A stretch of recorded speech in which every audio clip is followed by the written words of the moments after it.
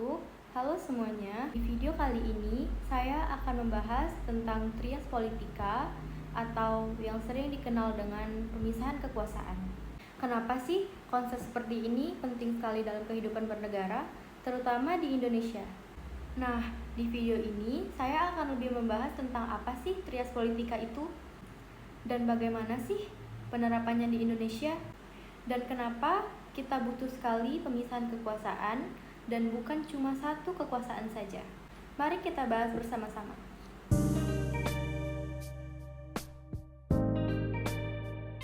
Trias politika itu pertama kali dicetuskan oleh seorang filsuf berasal dari Prancis yang bernama Montesquieu. Intinya, ia menyebutkan supaya negara bisa berjalan dengan adil dan tidak sewenang-wenang, kekuasaan jangan dikumpulkan dengan satu orang atau satu lembaga saja. Jadi, kekuasaan harus dipisah menjadi 3 bagian besar, yaitu yang pertama, legislatif, yaitu lembaga yang biasanya membuat undang-undang. Yang kedua, eksekutif, yaitu lembaga yang melaksanakan undang-undang. Yang ketiga dan yang terakhir adalah lembaga yudikatif, yaitu lembaga yang mengatasi dan mengadili jikalau ada pelanggaran hukum. Nah, jadi dengan pemisahan ini, masing-masing lembaga punya peran jelas dan bisa saling mengatasi.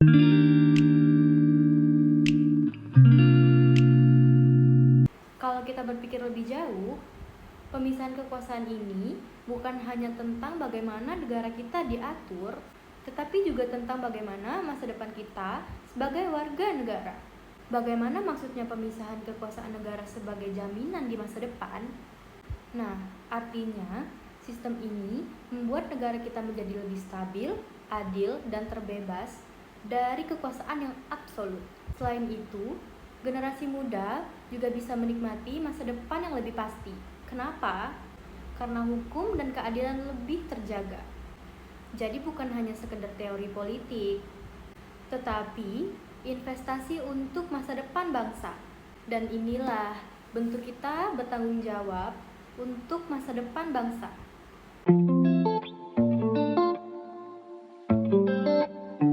Kita akan beralih kepada pembahasan pemisahan kekuasaan di Indonesia. Di Indonesia, konsep trias politika itu juga dipakai. Tapi kita juga tidak menyalin mentah-mentah dari persepsi Montesquieu. Kita punya versi sendiri yang disesuaikan dengan sistem pemerintahan kita. Yang pertama, legislatif. Contohnya, DPR dan DPRD yang membuat undang-undang. Lalu, eksekutif. Contohnya, presiden dan para menteri yang menjalankan pemerintahan. Dan juga ada yudikatif. Contohnya, ada Mahkamah Agung, Mahkamah Konstitusi, sama Komisi Yudisial yang mengurus soal keadilan. Selain itu, kita juga punya lembaga lain seperti BPK, Badan Pemeriksaan Keuangan, yang fungsinya melihat tentang keuangan negara, sama KPU yang mengurus pemilu. Jadi, pemisahan kekuasaan Indonesia lebih kompleks.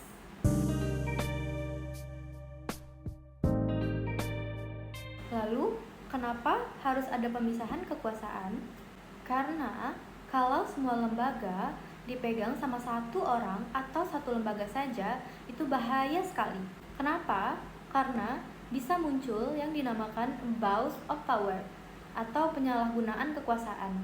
Bayangin aja, kalau satu orang memiliki satu hak buat membuat undang-undang, menjalankan undang-undang, dan mengadili orang-orang yang melanggar. Pasti gampang sekali untuk orang-orang yang bersifat sewenang-wenang. Makanya, dengan membuat pemisahan kekuasaan, kita bisa mendapatkan beberapa manfaat, yaitu seperti menghindari kekuasaan absolut. Yang kedua, check and balance. Antar lembaga bisa saling mengatasi. Kalau ada yang kelewatan, bisa ditegur. Lalu, keadilan bisa lebih terjamin.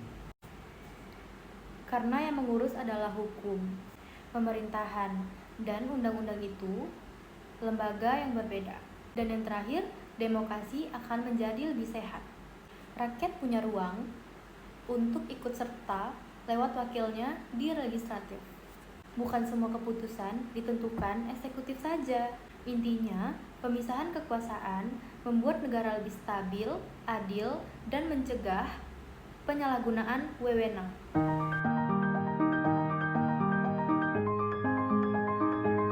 Nah, kalau tadi kita bahas di level negara, coba sekarang kita lihat kenapa pemisahan kekuasaan itu juga penting untuk kita sebagai generasi muda. Jadi pemisahan kekuasaan bukan cuma urusan pejabat, tetapi juga relevan sebagai kita, generasi muda. Karena lewat sistem ini, kita bisa menjadi kritis dan tahu hak-hak kita dilindungi.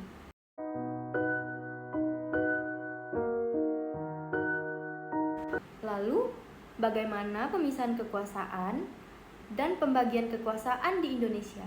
Di dalam trias politika, kekuasaan benar-benar dipisah. Tapi di Indonesia, lebih sering disebut dengan pembagian kekuasaan. Bukan pemisahan total, yang artinya tiap lembaga punya fungsi utama, tetapi tetap bisa bekerja sama. Contohnya, Presiden bisa ajukan RUU, tetapi DPR yang membahasnya. Dan kalau ada masalah, bisa diuji di MK. Jadi sistemnya fleksibel, bisa sesuai dengan kebutuhan negara kita.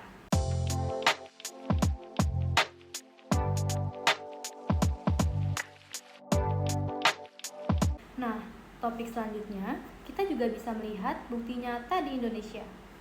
Misalnya, DPR membuat undang-undang tentang pajak, tapi undang-undang itu tidak bisa langsung jalan tanpa presiden sebagai eksekutif yang melaksanakannya.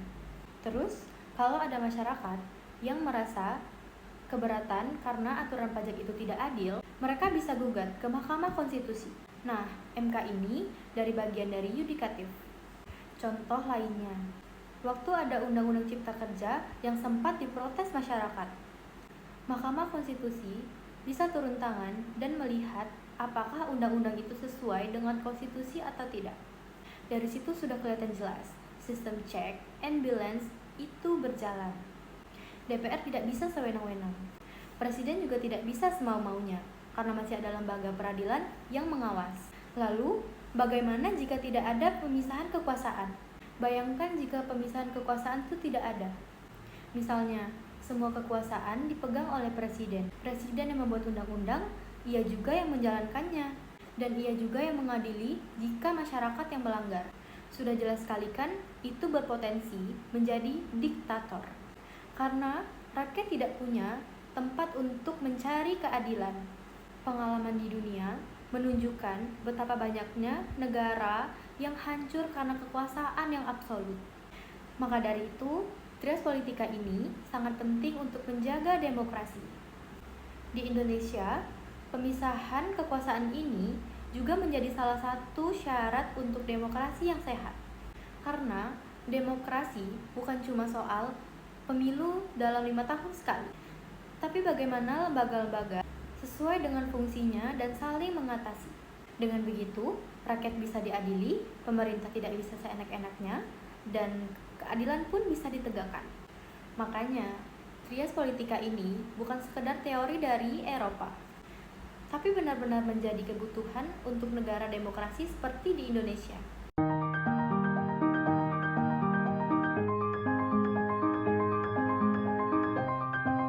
Kita juga perlu tahu, pemisahan kekuasaan bukan pemisahan total. Namun, perlu dipahami bahwa pemisahan kekuasaan di Indonesia bukan berarti kekuasaan itu berdiri sendiri tanpa hubungan. Justru, setiap lembaga negara saling berhubungan. Contohnya, Presiden merencanakan rancangan undang-undang. DPR membahas dan mengesahkannya. Lalu, Mahkamah bisa menguji apakah undang-undang itu sesuai dengan konstitusi atau tidak. Jadi, sistemnya bukan sekedar pemisahan, melainkan pembagian kekuasaan dan mekanisme pengawasan.